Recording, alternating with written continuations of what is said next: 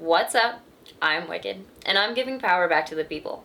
But in order for me to do that, and in order for you to step into, fully claim, and effectively wield your power, you need to have a good understanding of what this energy is, where it comes from, and why and how it works.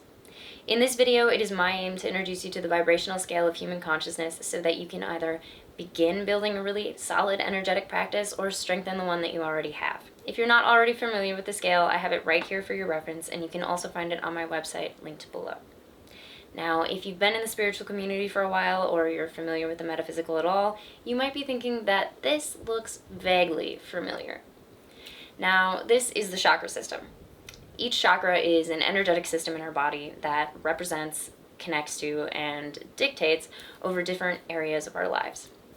Now, I'm going to do an entire series on the chakras in the near future to come, but for quick reference, the root chakra is stability, security, resources. The sacral chakra is connection, desire. The solar plexus is all about the self and the ego. The heart chakra is about love. The throat chakra is about communication, confidence, and how we show up in the world. The third eye chakra is our psychic awareness, and the crown chakra is connection with source.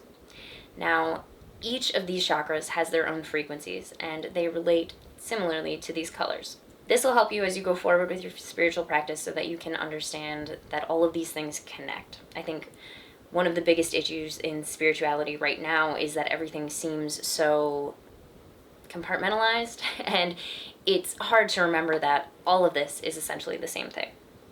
Now, as we talk about the scale and the energy moving through it, it's also important to understand that what we're referring to here is the Kundalini. The Kundalini is our soul spark. It is our divine, creative, life force energy that we are born into this life with, and it is originally coiled up at the base of our spine. Now, as we begin to awaken into this life, the Kundalini itself wakes up and begins to travel up this scale or the chakra system through the spine. Now, the path of the Kundalini is to travel all the way up the spine, connect with divine source, and bring that energy all the way back down into the root of the body. However, as we experience so much as humans, it's often that these energy centers get blocked, and it becomes more difficult for the Kundalini to move. This is where balancing, clearing, and cleansing your chakras comes in, but we'll get to that later on. Right now, we're trying to understand the energetic frequency behind all of these things, and it's actually all very simple.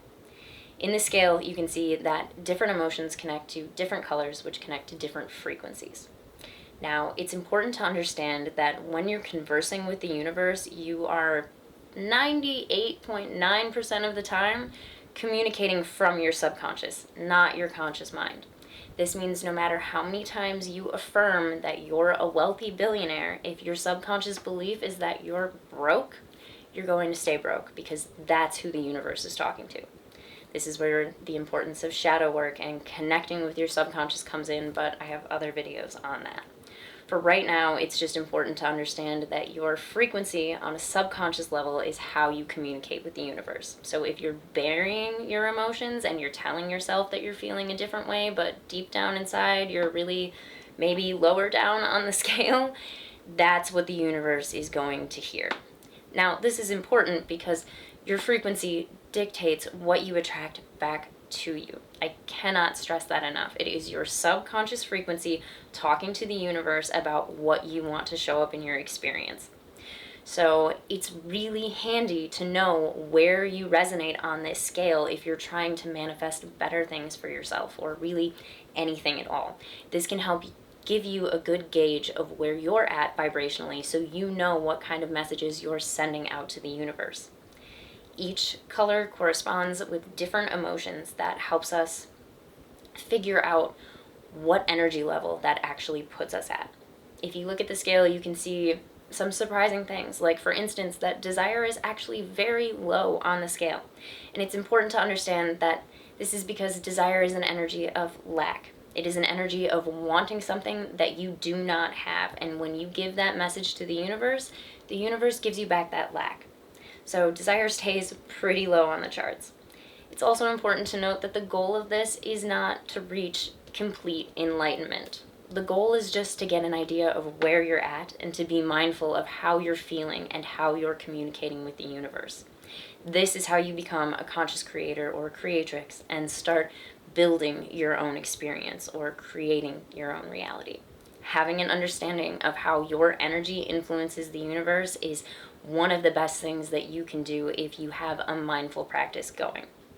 This is a hard pill to swallow for a lot of people who may not enjoy dealing with their emotions, but that is the hard work of this experience. It's the contrast of everything and experiencing all of it and deciding what you want to be at the end of it. This is when you begin to realize that your thoughts dictate your emotions and how long you stay in them. And your emotions dictate your mood, which dictates your attitude, which dictates who you become, and therefore who the universe is responding to. So if you don't like the way that you're feeling, don't continue to stay in that emotion. Do whatever you can to give yourself a hard reset and get out of it. Distract yourself, come off the subject for a little while, and allow fresh energies to come in. The more you beat something to death, the worse the object gets, because the more focus you put on something that you do not want, the more power you give it, and thus you extend a further invitation for it to stay in your life. The best thing you can do when you come against something that you cannot stand is to take your attention away from it and put it on something that you enjoy. This is how you're going to keep your energy right with the universe. It's all about finding that inner peace with yourself. The deeper that peace goes, the deeper that alignment goes, the more effective your manifestations will be. You want to control your energy because you want to be able to tap into that Kundalini. Working with the Kundalini is one of the most rewarding things that you're going to do in your spiritual practice, because this is your vessel to the divine, basically. The Kundalini's job is to reach the divine and bring that energy back into us so that we can further empower ourselves. This is how we connect with Source, and therefore how we connect with each other and all of creation. You can use this scale as a tool anytime to check your vibe and get right with yourself. But energy work is certainly not for the faint of heart or for the lazy. This is hard work. It takes a lot of responsibility, self-acceptance, and accountability. But it's definitely worth it in the end.